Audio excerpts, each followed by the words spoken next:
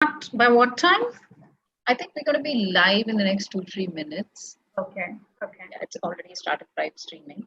So we'll take it as it comes. Once you're done, probably we'll have a question and answers. Sure.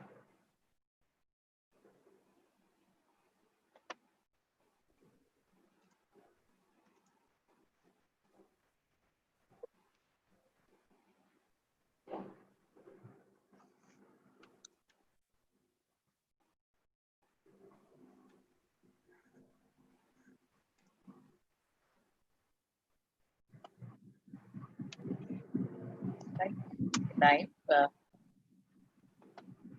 What the screen says. Just wait for the flag from the host. Okay, so very warm welcome, dearest Sapna, to WEF Bangalore Digital Summit 2020. And my name is Deepa Atreya. I'm your moderator here. I have been working with children for over the last 20 years. And it's a pleasure to have you with us in this session. And we're going to make it, I'm sure it's going to be a firecracker of a session. So for people who are watching this, just to give you a heads up on Sapna Sood, who is the speaker of today's the session right now.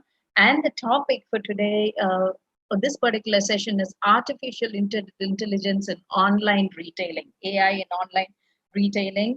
Sapna Sood is a very accomplished digital marketing and analytics professional with over a decade of professional experience. In fact, to be very precise, 11 years of experience in consulting with big companies like Google, IBM, Accenture, Amazon, L'Oreal, Pepsi. And she also works with startups and mid-sized companies. She is a Prince to practitioner and Six Sigma certified professional as well. And she has done a lot of research projects on consumer behavior. And it's a pleasure to have you with us, Sapna, today. And yes, artificial intelligence in online retail. Online retail per se, it has become the biggest buzzword right now. It has been picking up for quite a while, but now pandemic and post-pandemic, I think that is going to be the way forward. And when I heard this topic of artificial intelligence in online retail, a lot of questions popped in my mind, but I first want to hear you out. And what is it that you have to say with your rich, varied experience in consumer behavior? Please go ahead and let us know what your take is on artificial intelligence in online retailing. And I would probably then budge in again to ask you a few questions. Over to you.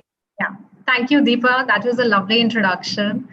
And good morning, good afternoon, good evening for all the people who are joining and watching this session live right now. It is indeed a great pleasure to be joined with the Women Economic Forum and to speak about a topic that I'm very passionate about, and I can resonate with it, which is AI in retail. So one of the perks of working as a consultant in big companies is that you get to work on different industries, and you are working on different projects which belong to different industries. So you get an idea where a particular industry is doing good at and where they are not doing good at. And if I have to quote, one of the reasons why I selected AI in retail specifically is because the potential is huge. AI in India is growing tremendously. We see huge scope in India when we compare it to some of the big countries like US and China. India is still doing very good amidst all this COVID time also. And the second reason is that retail is already doing a good profit, but if they include AI into it, it would just take it to another level. It would take the whole profit, it would take the whole consumer behavior to another level. So if we go by a report which was shared by McKinsey, the different companies or the different industries that are actually investing in artificial intelligence, AI is investing only, retail is investing only 19% of its total budget in AI. And when you compare it to certain other industries like technology and communication, they are spending 32%. Automotive is spending 28%. Media and entertainment is spending 22% again.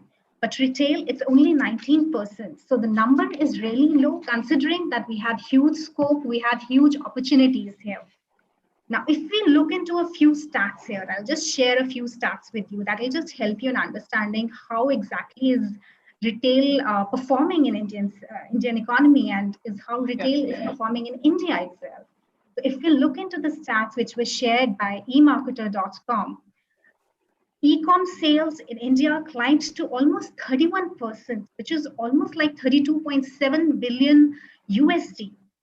And this sale, for this particular research, the sale were considered only from Flipkart, Amazon, and Paytm malls. So we are not even considering other e-commerce sectors like Myntra or maybe any other e-com platform which is not that big as Amazon. And this percentage is bound to increase to 41.6 in 2022.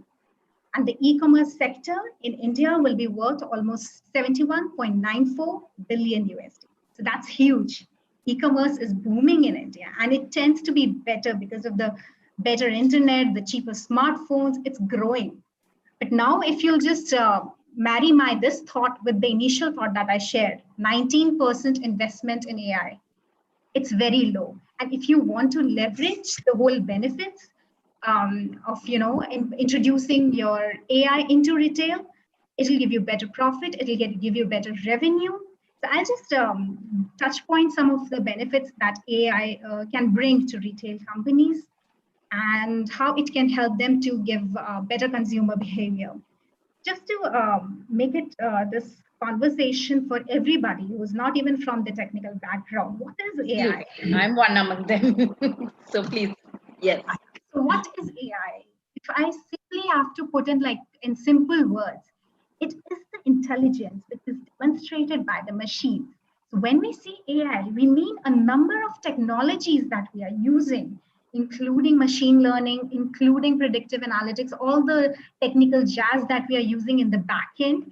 We use all that to collect the data, and understand that data, and then predict and forecast information, and help businesses build up data-driven decision. So that decision that any business is taking, it's just not any, mini, miny, mo. It has to be like a proper, solid, robust decision that can just reduce the perceived risk, and people and the companies and the entrepreneurs, they are more confident of their decision. So this is one of the reasons that we want to include AI in the retail. I'll just share an example with you. So imagine that you see an outfit you like on Pinterest or maybe Facebook, and then you're clicking on it.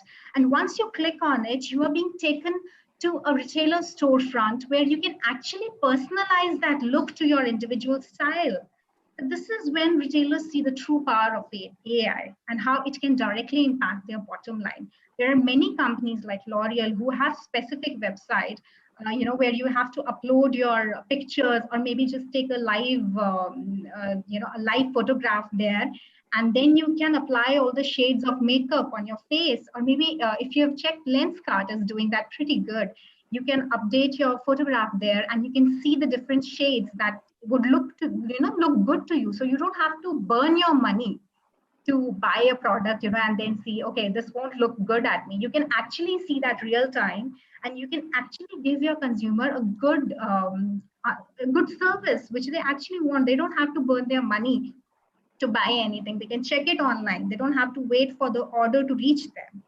Another very good benefit that I see of AI is price optimization. So you can see, through AI, you can see like what kind of loyalty programs, or maybe what kind of discounts you should give to a particular person. For example, I'm a person and I am buying a particular jacket, or not buying, I'm just window shopping online, and I want to buy a particular product, maybe a jacket or something. And AI will track all my behavior. It'll just see that, okay, Sapna is buying, she has looked into a few products, a few jackets on different platforms, maybe Myntra, maybe Amazon, and she's really keen on buying that. So as a company, you will get that notification in your dashboard that, this particular buyer, he's really interested in your product. And that's the right time when you should share a maybe discount or maybe any other promo code or something, that would just reduce the price and just makes me more willing to buy that product. So that kind of live tweaking that you have to do to your marketing campaigns, that could be done with the AI. So you don't have to like create a bulk, 1 month or 1 year program for your advertisement and everything, and then just forget it. You'll have to be there at your foot all the time. Moving on, there are many other examples that I want to share. I had like a good number of examples added here. Wait a minute. So I don't know if you've heard of Pepper Robot. It was a robot which was built in 2010, and it was a collaboration between a Japanese company and a French robotic manufacturer.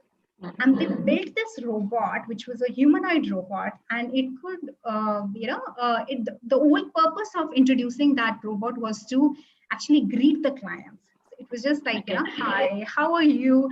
Are you lost? So giving that warmth in that communication, and this actually increased the foot traffic to that particular store to almost 70%, which is huge. I mean, you just create a robot and that's what it does to your foot traffic.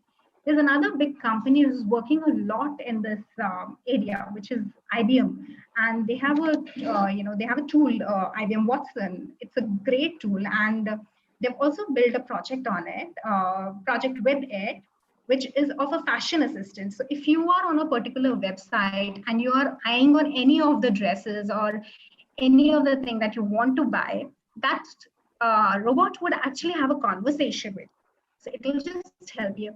It would be like a proper conversation that, I think black color won't look good at you. So why don't you try red? See, this is a better color, or this is a better priced product, or, it'll have that communication thing going on. So you won't be left alone to, while you're buying a particular product, there'll be a conversation, we'll get a constant feedback from, and it won't be in a very, there are like two ways of conducting a communication. It's just like feeding you. It won't be that kind of conversation. It would be a to and fro kind of conversation where you're speaking to a robot, and robot is actually helping you understand, what could be good. Sapna, I think that this particular product has better reviews, so maybe you want to, try this product. So it will give me better options, and as a buyer I have my option to either go with what he is suggesting, or go with my own mind. But at least that thing is still there, that you are not alone in this journey. A robot is there to assist you. And again, when I say robot, it does not have to be monotonous. So companies are actually investing a lot to make this as human as possible, because at times people do get a little awkward that, okay, I don't want to speak to a machine, because machine won't understand the feelings, the emotions that I have before, behind buying this product. So we as a company are trying our best. I mean, all the companies are trying our best to make it as human as possible, and take it to another level, so that it's a every buying activity that you're doing online, it has a lot, especially when it comes to online and all the digital space. There's a lot of risk that's involved, because we don't know, we just see the product, we have not felt it, we have not touched it, we have not seen it upside down. So there's a lot of risk, a perceived risk, which every consumer has back of his mind. So in order to reduce that perceived risk, companies are trying every bit, whether it's highlighting all the e-worm which is being shared online, or such kind of fashion assistants which are made online, so that it could help finally consumer to make that purchase and purchase decision. And apart from this, I think, like I said before, it could you can make use of many analytics related techniques to determine your high lifetime value customers, maybe create some retention programs, some acquisition programs, and rebuilding the marketing strategy. You can make use of prescriptive analysis to identify who your most profitable customers are. And with the whole thing, the whole thing of this thing in India which is going on, that you have to boost the local products, it could actually help you in that. If you have a particular store in a particular geography, maybe you want to create a promo or maybe a discount only for people who are there in your nearby area. So that kind of tweaking with your marketing strategy is what AI gives you.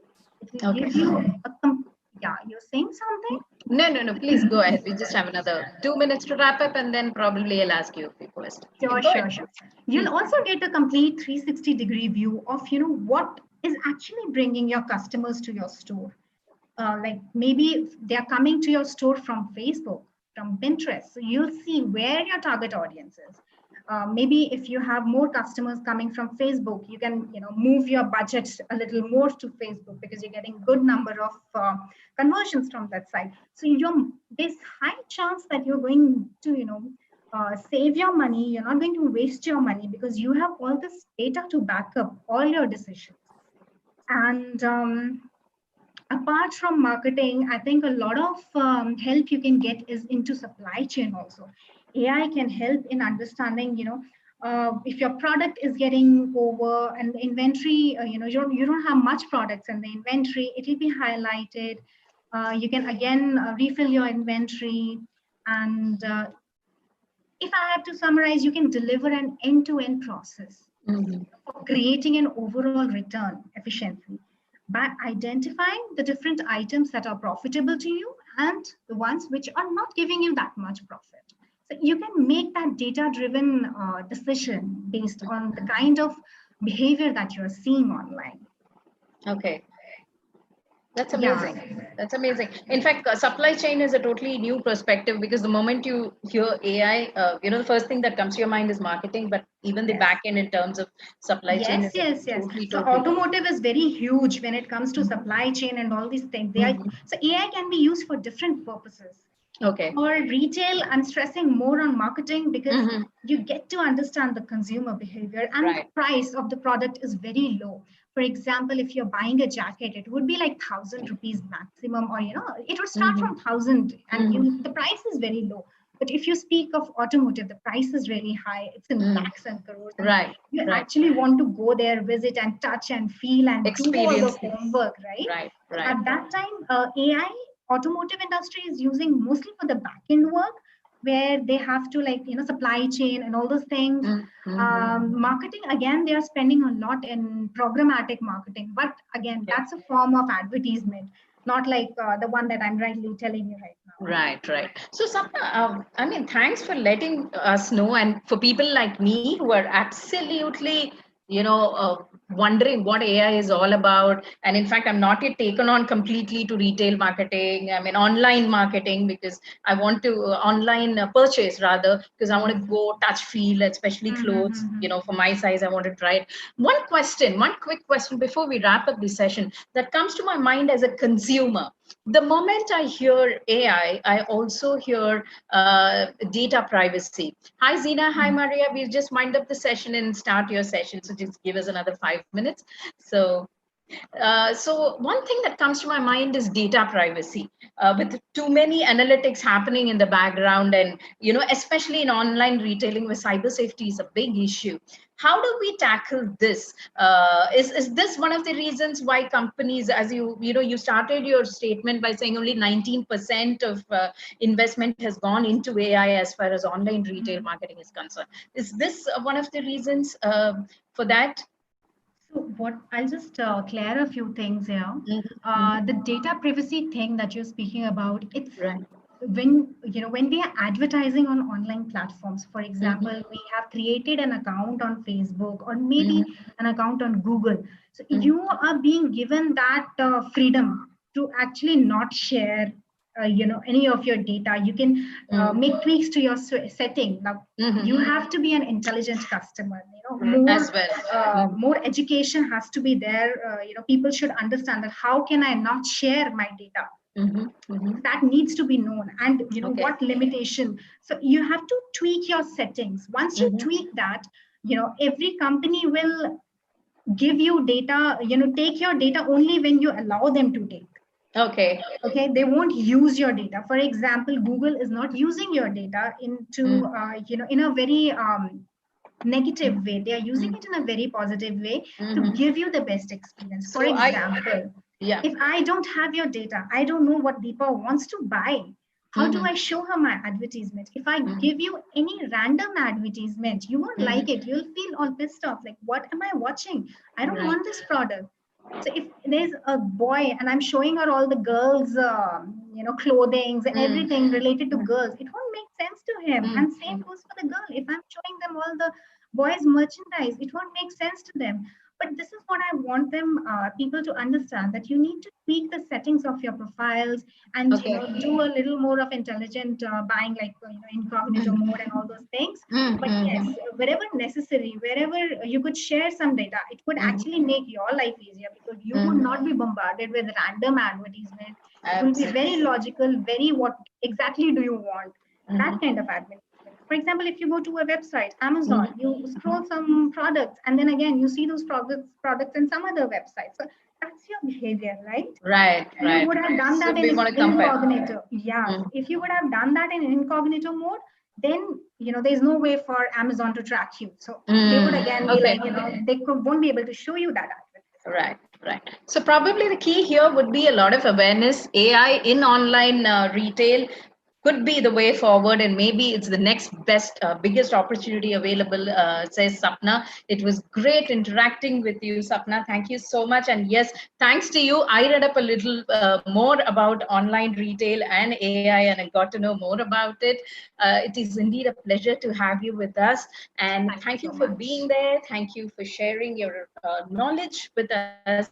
And right now, we, on behalf of the WF Bangalore Digital team, would like to confer you with an award called the Iconic Woman of Creating a Better World for All Award for 2020. This is Thank you our so much. most welcome. This is our small gesture of love that we would like to show to you. And of course, we would like to actually come and give you a hug and give you this award, but then it's okay. This is going to be the new Yeah. normal. So you're going to receive an Yeah. official email on this, and we'll take this forward. Thank you so much for being there. Thank you so much for sticking on to your time. That means a lot. Namaste, and we'll see you soon. Until next Yeah, time. definitely. Thank you. Thank you so So, much, Deepa. thank Thank you, you. everybody. Welcome. So, hi Maria, hi Zina. Sapna, you can probably step out and leave the room while Okay. Zina and Maria can remain. Sure. Yeah. Thanks, Sapna. Thank Yeah. you. Bye bye. Thank you. Hi. Hi. Namaste from India. Namaste. And this is your moderator for today. My name is Deepa Atreya. I incidentally work with children. I work with students, and I've been working with students for over 20 years now. I'm a leadership coach for them, and it's a pleasure to have you here. And this topic for today's discussion is very, very close to my heart: emerging trends in millennial workforce. So thank you so much for being there. So for people who are watching us out here, we have two wonderful speakers for today's session. We have Maria and Zina. Okay, so Maria is basically the head of learning and organizational development at Ken Blanchard Companies in APAC. She has many, many years of experience in international industry business, experience in leadership and sales position. She's been she has worked with several Fortune 500 companies in leadership and sales positions. She's lived across 8 countries and worked with over 40 nations. Oh my. And she's authored several books. And one of her latest book, the recent book, is The Servant Leadership Movement. Maria, I'm going to pick that up shortly as well. And she also has a radio show for herself called Purposeful Leadership. So that's Maria for us, ladies and gentlemen. Please join me in welcoming Maria here. And then we have yet another accomplished person called Zina. Okay, Zina is a trilingual social entrepreneur. She holds a bachelor's of science in international business. She holds a law degree in international public law. She holds a master's in law, LLM, as well in intellectual property and information technology, and also a postgraduate from she holds a postgraduate certificate from the Harvard University for cyber security. Oh my God, Zina, is there anything else that you would want to learn? And of course, she is doing a lot of work towards connecting talent with opportunities for growth and innovation. One of her edtech platforms is called EALAI. We call it, I really don't know how to pronounce it, but in south of Tamil Nadu, that means leaf, LA. So that's why I spelled it. Zina prides herself on being a global citizen, recognizes the role of empathy, diversity, and adaptability. So we have these two wonderful women in our room today who are going to speak up on emerging trends as far as workforce and millennials are concerned. We exactly have 30 minutes of time. So I would each of you get about 10 minutes to speak up. I'll flag you off while the speaker one goes up and then speaker two. So I will flag you off in 10 minutes and then move on to speaker two. And towards the end, we would have about 2 to 3 minutes to take a few questions. Hope that's okay with you. I've done enough of talking. So over to Maria first. Is it possible to share a presentation? I'm afraid the platform is not going to allow us to share a presentation, so you can just go ahead and speak up. Okay. Yes. So what we were thinking on my perspective as an executive coach working with multinational organizations, that's what I've been focusing on so far across board, across the different regions. What I've seen so far is that the millennials are becoming older, obviously. They're entering in the age of 40s, late 30s and 40s. And so based on this trend, I think the biggest question that we need to put out there is what does the millennial leader actually looks like? Because they're rising up in the hierarchy in big, large matrix organizations. And so what actually happens is, if you look at the millennial archetype, they come from a service-oriented mindset. They come from the mindset of abundance. Likely they had parents that are Gen X, not so much older, but basically, the Gen X actually, they were more materialistic. They started to go international, but not really globalization yet. They build their careers a lot faster than their parents. And so what happens is they come already with a lot of financial support from that generation. Millennials is like, I don't have to pay that kind of dues. Having said that, what we're going to be doing is I'm going to live in the mindset of abundance. And with the mindset of abundance, I already have the financials that I need. And so if I'm looking into getting a job, salary, or whatever type of funding, that, of course, if I'm looking into the job, that needs to be the right thing first. But the deeper discussion is, who is my boss? What is the connection is this person going to give me? What is the culture of the organization? And is this worth my while? Is it meaningful? And so that's kind of like the archetype that I've seen so far in real life, but also by research. The archetype of millennials. They are getting older. They are rising up in the hierarchy if they go to MNCs. What I love about the millennials is that they were the ones that I've seen, at least here in Asia, they were spurring social entrepreneurship, which is a topic that I'm very much focused on, separately though. And they're amazing because they just went wide ahead. It's like abundance is there. I'm going to serve.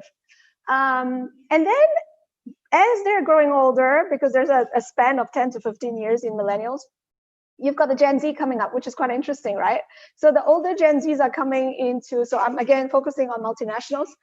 They're coming into bigger organizations, getting into the matrix organizations, and they need to learn. There's a lot for them to learn. But the characteristics are a little bit similar. So the bigger gap in archetype is obviously Gen X and Gen Z, but then the millennials are closer. They're in between because they're more servant-like. The Gen Z really needs the millennials with that service attitude, because the Gen Z is, they like to be unique. They like to spend. They love brands. They love anything that is ethical, and it's very conscious driven.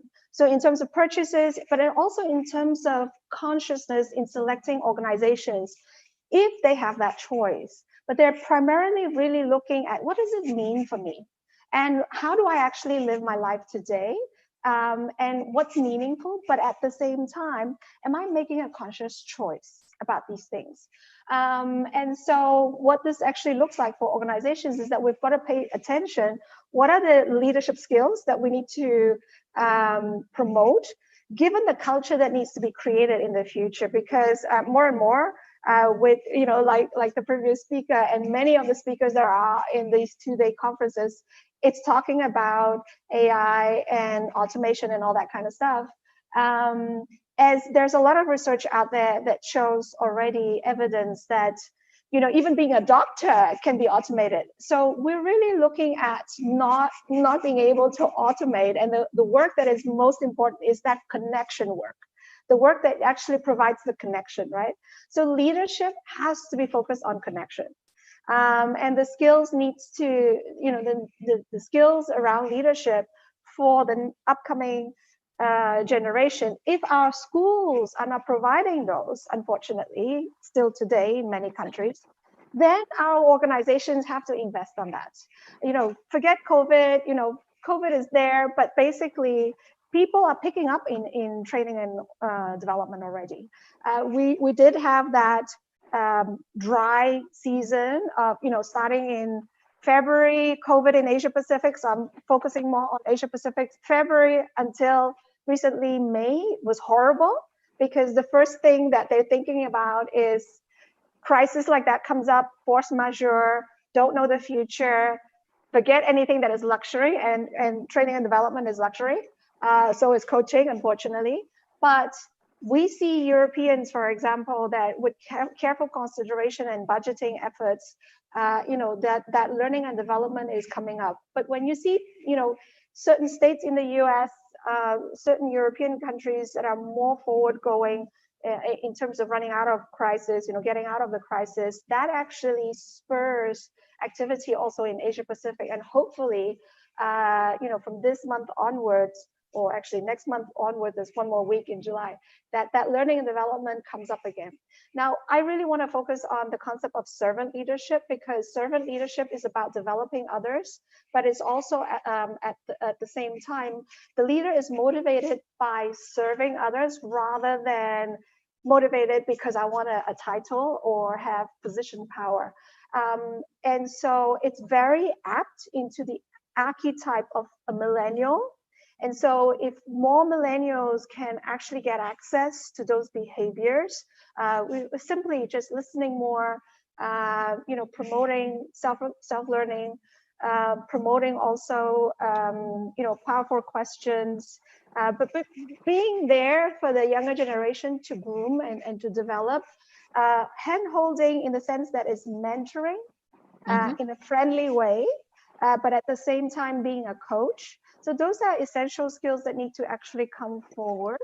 And more in my research shows up that those are actually equitable, but also equitable skills that Asian leaders would like to have and don't yet.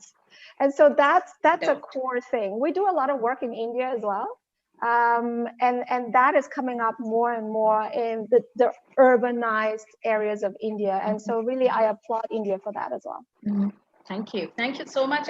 Very insightful indeed. And what you said was so true when it comes to, I think we need to start beginning with the end in mind. So the change has to begin right from a school level, and the education system needs to go through a revolution. I'm completely with you on that. I'm so tempted to pick up your book and read it. I'm going to do that. I'm a very, very voracious reader, and your title just, drew me towards your book.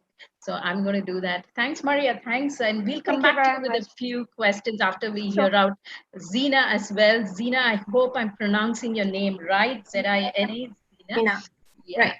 So you've been having that gorgeous smile, and and we're really waiting to hear more from you on this.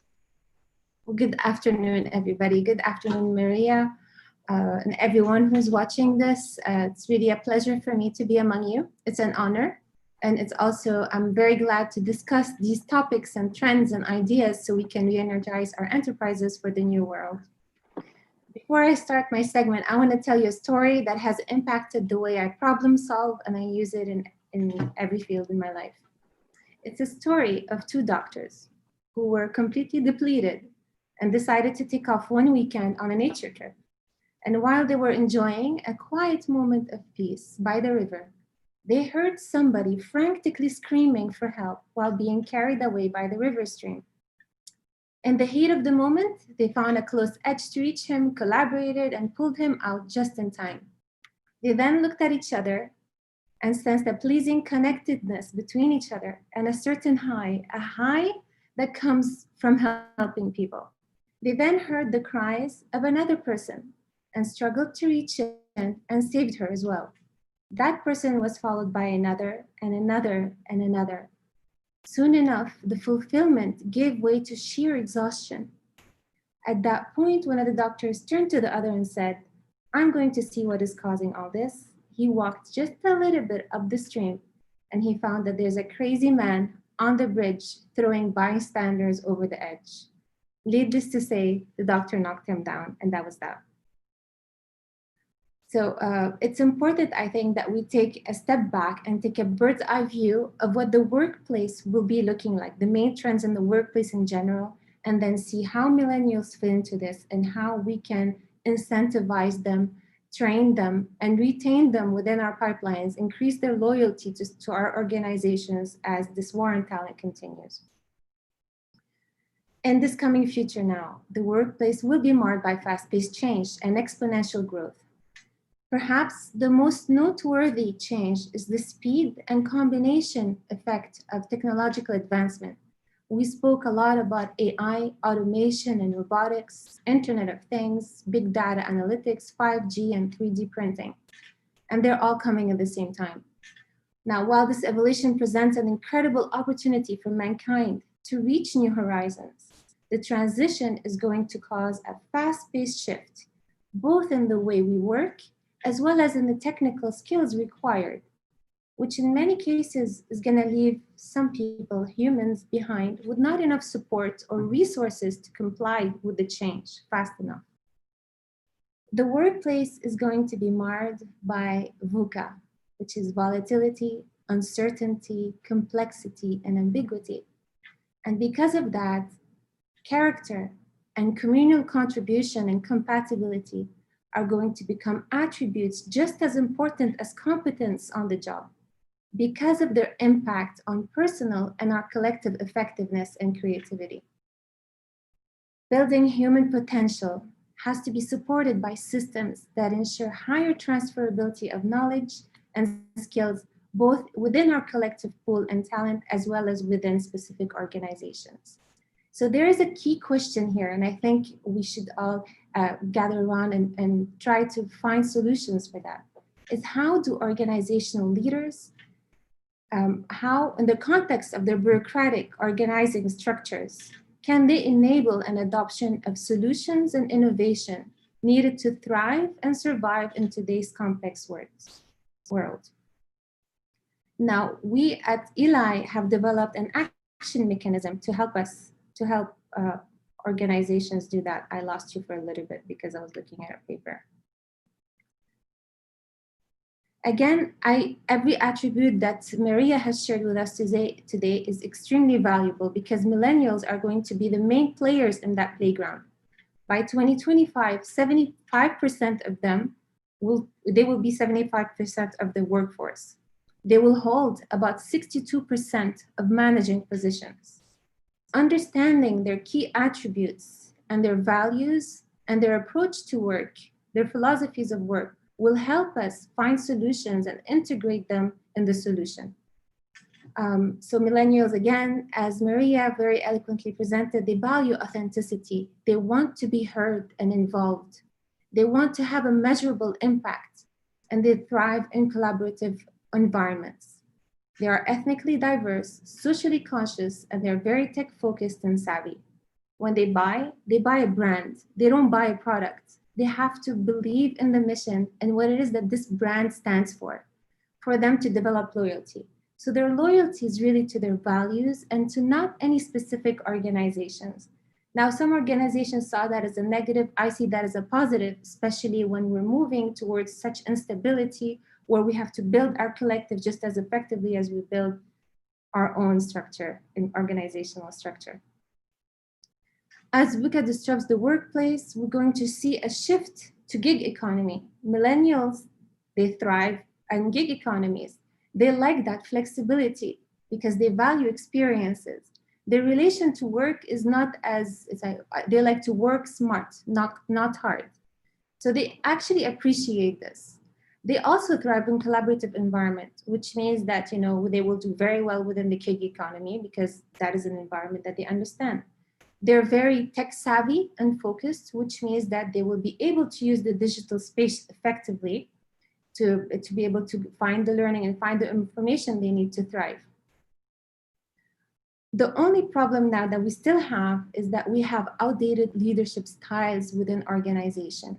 The bureaucratic, one-directional way of leadership does not work very well with millennials. We have to, again, instead of focusing on the individual, focus on the social structure, social servants, again, servant leadership, as she mentioned, and develop programs that build not only leadership, but also followership skills so that people have developed multi-dimensional skill set. In times they can take a leadership position, and when needed, which is very important within collaborative environment, to also learn, even as a leader, to take a followership position and let them lead so they can learn the skill sets necessary to lead on collaborative teams. Within this environment and the gig economy and the remote structure, we're going to see that we learned from the past that there's a lack of transparency within the gig economy. What I mean is it's very difficult for companies to recruit people effectively because there's a lack of transparency of prior skills, of the quality of their work. Basically, prior engagements, who have you worked with, transparency on prices being varied, so there's a difficulty in integrating these people within their pipelines, because if you do not show me who you are, if enterprises don't actually show how much they care about the community and the impact that they care to have, and they don't have that public stand of what they stand for, basically, then I don't feel like I'm loyal to you. I would rather go somewhere else where I know that they're doing an impact, and I know that within this bigger structure, I have a higher impact on society. So that's why loyalty is becoming very low within millennials. And that's why it's difficult so far to integrate them, because companies have not really mastered basically the ability to show themselves for who they really are. Authenticity is very important, and communicating your authenticity and your true nature as a corporation, your organizational culture is very important within the gig economy, and we need to also work on that. So the systems that we have to build have to also integrate this, a way of better communication, clear communication channel, and cleaner transparency. Again, to counter the fact that we have, that it's very difficult for us to recruit people, to recruit talent, and talent is so globally dispersed now, it's even harder to understand what this person is about. We have to put quantifiable measures that are tied to leadership and followership programs, so we can get results from that. And from these results, we can properly assess the competence, the character, and the communal contribution of each person. So I think the millennials right now, I'm not sure how I'm doing on time. That's okay. You have another 1 minute to go. So. Okay. So in short, what I want to say is that our best bet at this moment is to focus on the individual and provide personalized growth opportunities for millennials, and also communicate our true nature as well. Create more transparency and communication within the workforce that will create better alignment between our needs, our corporations of recruitment, retaining, and retraining this young, bright talent, and their needs to find purpose and poise and contribution in their work. So it's very important to do that, to align needs together.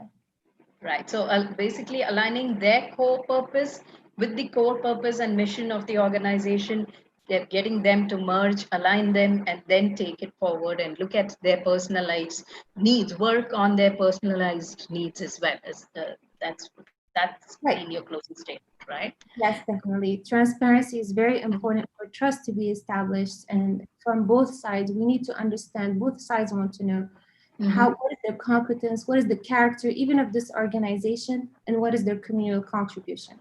Okay, so great. So thank you so much for your wonderful insights. And in fact, this session has been quite meaningful for me as well, since I work with a lot of Gen Z and preparing them for tomorrow. You know, I work with students, so I work with students up to grade 12, and then they get into college, and we prepare them to place into the future. So this has been absolutely insightful for me and for all the attendees who are watching this live right now. There are a few questions that have come up, and I just thought I should summarize them and shoot it out as one question. So the question to each of you, if you could, each of you can make a one-line statement and answer this, is what is that one thing that motivates a millennial to stay on at work? Okay, is it work-life balance? Is it a tech-driven work environment? Or is it flexi work hours? Is it money? Or is it, the money that they get, the pay that they get? Or is it the core purpose of what they want to do in life? What is it that excites a millennial to stay back and, at work? So that's the question that's come out to you. So probably, Maria, you can take this question, and then I'll get Zina also to give her thoughts on this. Thank you. So I would look at the three basic psychological needs of a human being, right? And it tends to shift from person to person, but also through the experience of interacting with millennials who are now actually going into executive coaching, it actually tends to shift as well. So the three basic psychological needs are autonomy, competence, and relatedness. Relatedness being relationships, bonding with each other, interpersonal relationships. And, yours would be different from mine if I asked, the three of them, what is your priority? But the fact is, if one of them is at zero, that basically means if you're not receiving it in that relationship in the organization, for example, working with your leader or working with the people that you're, in your communal, like Zina was saying, communal contribution in the team, if you have one of them below optimal or suboptimal, then you have a tendency to feel lack. And because it's a basic psychological need, we all have multiple psychological needs, but these are basic foundation, the three of them. If one of them is flickering, going below standard, then what's going to happen is that that person doesn't feel right. And over a long period of time, that's just not sustainable for the person. So I would actually come from looking at what are the key basic psychological needs in a pattern. Like Zina was saying, you really need to study them in the culture that you're working with. Because if there's a particular craving for relationship, and like Dina was saying, very good examples, bureaucratic leadership styles, it's not going to support that type of, psychological needs of relationship. If they prioritize it as the top one, then that's not going to work. So it's really important for us to really look at, the culture that we're working in, researching internally in terms of, serving what's serving you, what's not serving you, and then really create an environment that is cultivating people to thrive based on their needs. So true. So a lot of study and analogy needs to go into creating your own workforce culture and motivate, which will probably motivate a millennial to stay on, and depends on what kind of talent that you want to pull into your organization. So that's amazing. Zina, your take on my question. So what actually motivates a millennial to stay on? Is it work-life balance? Is it a tech-driven workforce? Is it flexi time? Or is it money? Or is it the core purpose of aligning their core purpose with that of the company? Right. Because you said one sentence, I would have to go with having an impact. First, positive impact on self. Once these needs are satisfied, then you think about the organization. What is my impact within this organization? And how does that organization fulfill my social my social leadership and social consciousness, basically desires and impact. Like, do they support the same causes that I support? Do they care about the same things? Do they have the mission that is aligned with my core purpose? Which I think is very nice, actually. I think they're very unconsciously spiritual. They've grown with the understanding that, you know, we have maybe the generation before them maybe has not addressed climate change the way they should have. They have all this information at their reach, and that has helped them build a social conscious mind frame, basically. So I think having an impact and being heard and being able to give is something that they value, and giving them that opportunity will help them and will help everybody, basically. Absolutely. I mean, that's completely a wonderful perspective to look at. I think both of you emphasized a lot on the fact that the millennials, the Gen Z, are growing to be more socially responsible as well. And that is one of their key needs, is to, you know, look at sustainable living, at the same time be absolutely socially responsible and conscious of a lot of things. And I personally have a lot of students who fight for climate change and who do some phenomenal work. During lockdown, they have been planting kitchen gardens, motivating others to plant kitchen gardens at home, make their own green space. They've been getting to get students have been asking their parents to avoid plastics at home. So plastics are getting taken away, and they're getting replaced with steel and copper and other utensils. So it feels good to have, it really feels good to work with young millennials. And I feel they really have a lot of energy in them, and we need to channelize the whole thing. So thank you so much for being there. Thank you. It was a pleasure having you with us. And we, as part, on behalf of the WEF Bangalore Digital Summit team, I would like to confer the iconic Women of Creating a Better Tomorrow for All Award 2020 to both Maria and Zina. As I was telling earlier, I would have loved to come and give you a hug and give you the award, but we're going to cope with this.